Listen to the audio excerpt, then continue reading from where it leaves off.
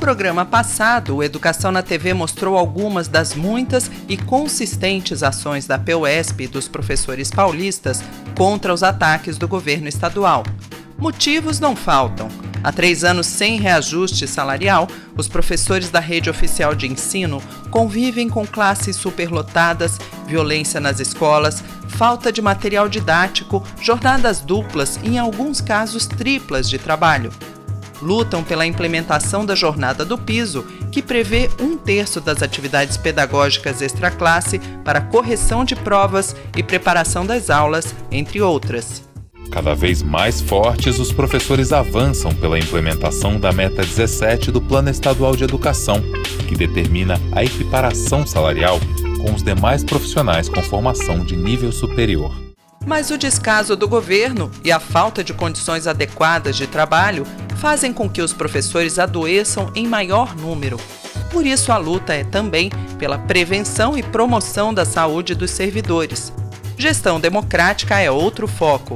E como o governo do estado não dialoga, é preciso intensificar a luta, pressionar cada vez mais, em maior número, para mostrar a força do magistério paulista.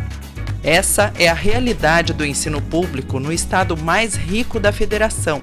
Não bastassem as sucessivas investidas do governo estadual contra o ensino público, agora é a vez do atual governo federal escolher como uma de suas primeiras providências paralisar o debate da Base Nacional Comum Curricular e ditar uma medida provisória para impor a reforma do ensino médio. Fazer uma reforma educacional por medida provisória é o máximo do autoritarismo.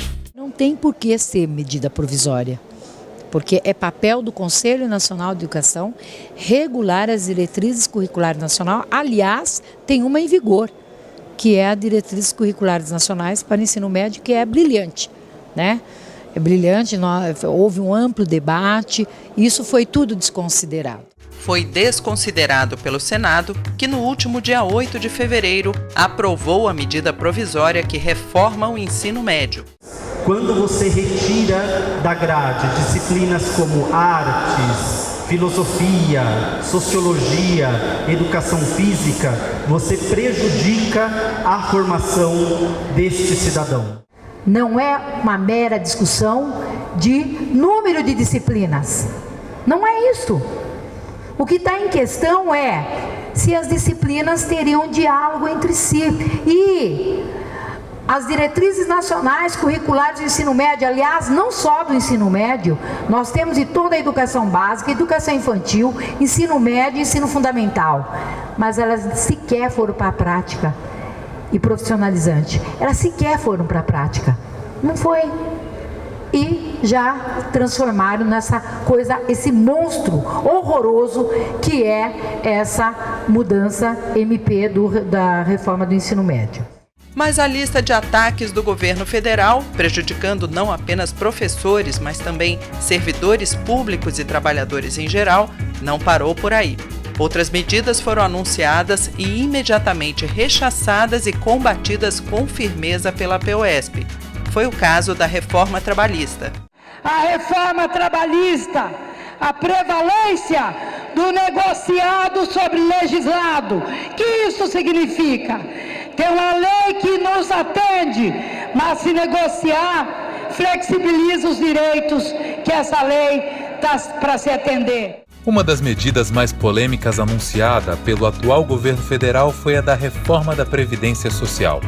De imediato, a PUESP se colocou contrária à proposta.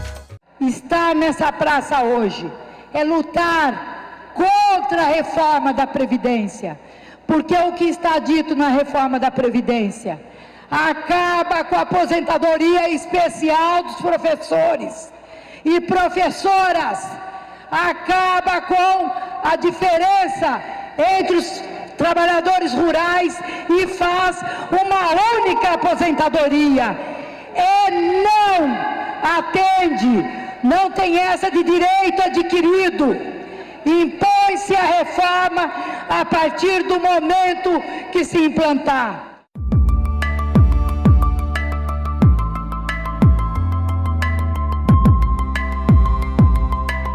A questão é a seguinte, nós Sempre ouvimos que tem que fazer reforma da Previdência porque tem déficit na Previdência Pública, não é isso? Então, o que a gente fez? A gente lança a seguinte pergunta: existe rombo na Previdência? Comprove. Pela auditoria pública nas contas da Previdência Social, não a reforma da Previdência. Isso aqui vai estar indo para as subsedes, porque este é o discurso que o governo tem utilizado para justificar, né, o porquê fazer esta reforma da Previdência. Ela tem aí um impacto muito forte na vida das professoras, dos professores, dos trabalhadores em geral. Então, por isso nós chamamos essa webconferência. Segundo a PGFN, nós temos 2 trilhões e 400 bilhões de reais de pessoas e empresas que devem para o fisco, aí não é só a Previdência, e que não pagam. Tem lá os créditos. Nós temos que arrumar uma forma de cobrar isso, de melhorar, da efetividade a essa recuperação de crédito. E combater a sonegação. De acordo com a Cartilha da Previdência, publicada pela Associação Nacional dos Auditores Fiscais da Receita Federal do Brasil, nos últimos 4 anos a Seguridade Social teve superávit. Para os auditores, o nó do sistema está na desvinculação das receitas da União, a DRU, que retira recursos da Seguridade para pagar os juros da dívida pública. Está ainda nas desonerações fiscais e principalmente na sonegação, que só em 2016 chegou a 600 bilhões de reais. De qualquer forma, não se trata de estados, municípios, professores e servidores públicos. A classe trabalhadora será atacada com essa reforma da Previdência. E a nossa luta ela tem que ser nesse sentido, porque todos vão perder. A APEUESP organizou uma coleta de assinaturas contra a reforma da Previdência. Ao longo da semana, em todas as 93 subsedes do sindicato, acontece essa ação.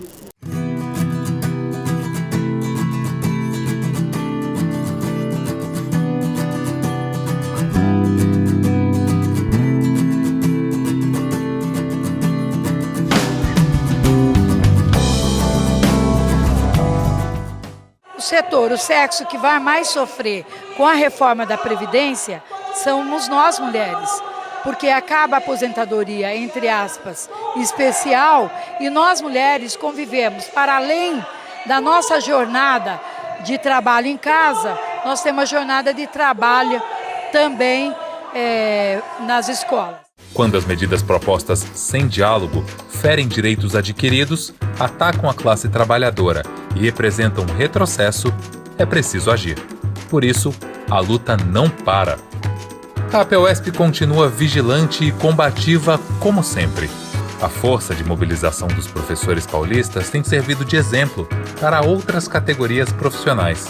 A compreensão cada vez maior da sociedade civil de que não dá para simplesmente aceitar medidas prejudiciais a todos ajuda na luta pela educação pública de qualidade que filhos e filhas da classe trabalhadora desejam e merecem.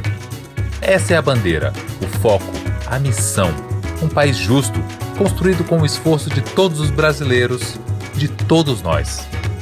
Esse é o princípio da cidadania. É por ela que precisamos seguir em frente e avançar. Só vai avançar, infelizmente, quando a gente coloca o pé na rua. Não tem jeito, né?